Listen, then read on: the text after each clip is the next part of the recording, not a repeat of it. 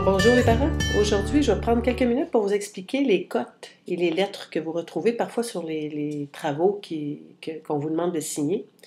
Alors ce sont des cotes qui sont utiles pour moi bien entendu, mais surtout pour les enfants qui leur permettent d'avoir une appréciation du travail qu'ils ont fait.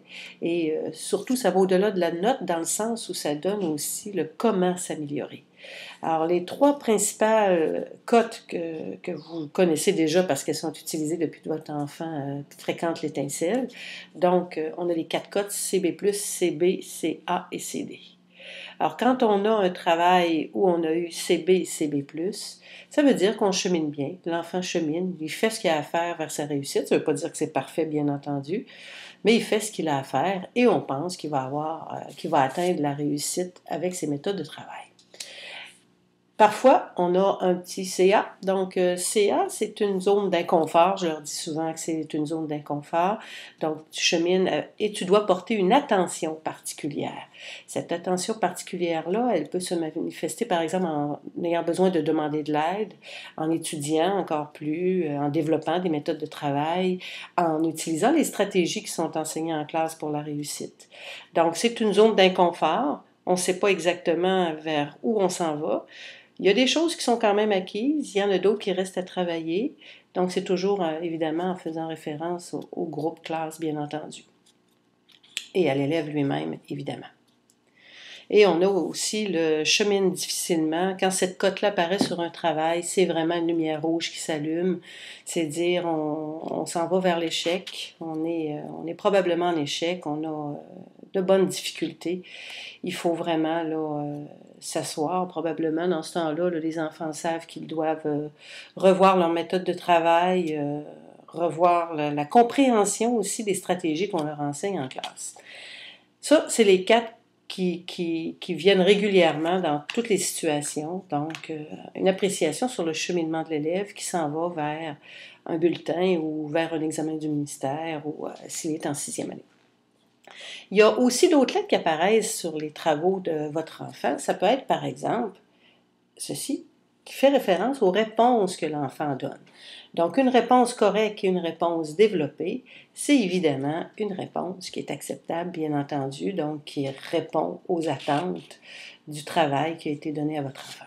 Si apparaissent ces autres cotes-là, donc on a réponse M pour réponse mitigée, réponse P pour réponse partielle, on a réponse F pour réponse fausse et réponse A pour réponse absente, parce que ça se peut, il y a des fois des enfants qui ne tentent pas leur chance, qui laissent un blanc simplement. Alors ça, c'est une appréciation de réponses. Alors ces réponses-là qui sont ici, c'est sûr que ce sont des réponses qui devront être améliorées. Ce sont des réponses qui, particulièrement la fausse et l'absente, bien entendu, là, qui grugent énormément au niveau de la réussite.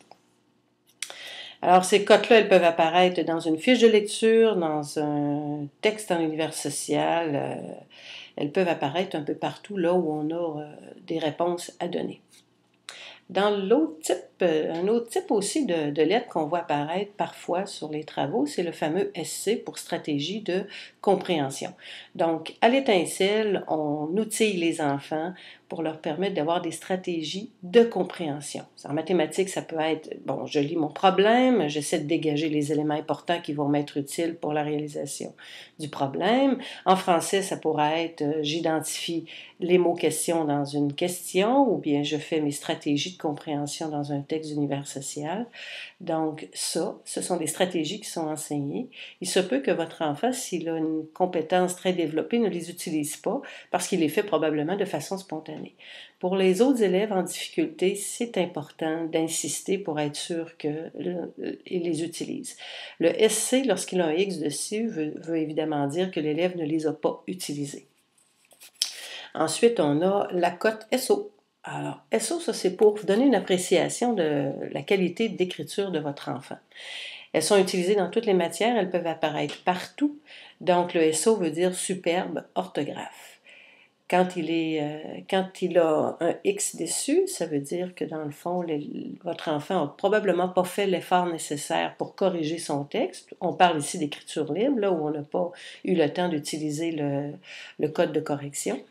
Alors, c'est sûr que ça nous informe sur la compétence à écrire, c'est certain.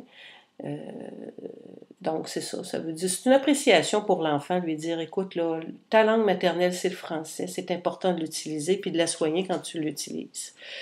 Évidemment, un SO qui serait régulièrement absent ou perdu, ben, ça nous dit que l'élève a des difficultés particulières aussi en français écriture.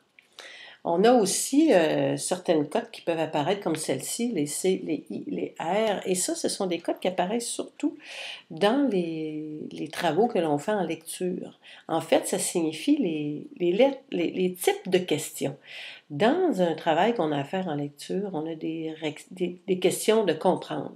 Alors, comprendre, c'est aller chercher l'information dans le texte simplement. C'est presque du copier-coller, comme les enfants me disent, effectivement.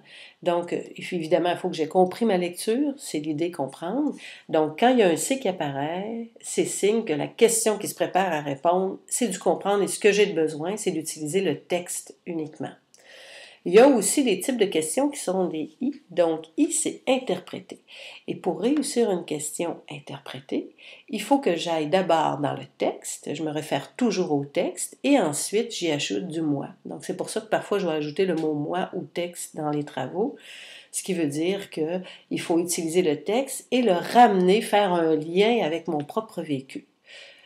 Et on a les questions R. Donc, les questions R, ce sont des questions de réagir. Donc ici, réagir à un texte, c'est dire ce que je pense et m'appuyer sur plusieurs ou quelques-unes informations que j'ai trouvées dans le texte pour expliquer ce que je pense.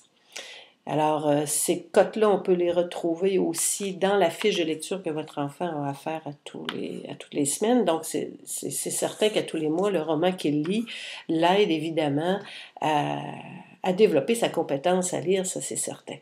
On n'oublie pas que l'examen de 6e année est un examen important. C'est un examen qui comporte de longs textes dont les types de questions sont évidemment associées à comprendre, interpréter, réagir. Alors, plus votre enfant aura des réponses correctes et développées, plus sa réussite sera garantie. Si vous avez des questions sur les codes qu'on utilise, n'hésitez pas à en parler à votre enfant, normalement. Il est parfaitement au courant de c'est des outils de travail pour nous, là. C'est quelque chose qui fait sens. Donc, demandez-lui, puis ça lui permettra en même temps là, de faire valoir sa connaissance avec fierté. Et évidemment, vous pouvez toujours m'appeler là, s'il y a quelque chose là, qui vous est inconnu ou si vous avez une question ou un commentaire à nous signaler. Alors, je vous remercie beaucoup. Et merci de prendre le temps, quand vous avez des travaux à signer, de regarder tous ces petits indices-là. Ils sont parlants pour votre enfant, pour moi et bien sûr pour vous. Bonne journée.